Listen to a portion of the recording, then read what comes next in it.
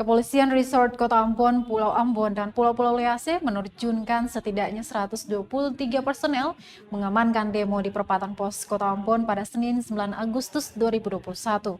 Sejumlah anggota Himpunan Mahasiswa Islam itu berunjuk rasa terkait kasus dugaan tindak pidana informasi dan transaksi elektronik atau ITE atas Risman Soulisa dan evaluasi kinerja Gubernur Maluku yang dinilai gagal. Demikian disampaikan Paur Subak Humas Ibda Izak Leatemia kepada tribunambon.com. Izak menyebutkan sejumlah aparat itu sudah ditempatkan di lokasi demo sejak pagi. Dia berharap masa aksi menyampaikan aspirasi dengan tertib dan menghindari gesekan dengan aparat keamanan.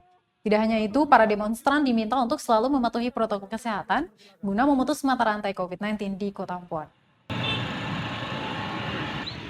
Bismillahirrahmanirrahim. Assalamualaikum warahmatullahi wabarakatuh.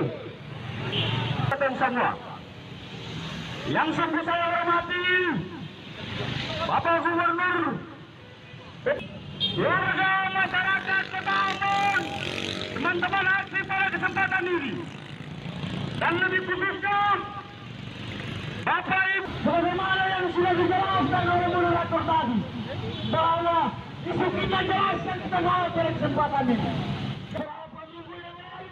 Terima kasih sudah nonton. Jangan lupa like, subscribe, dan share ya.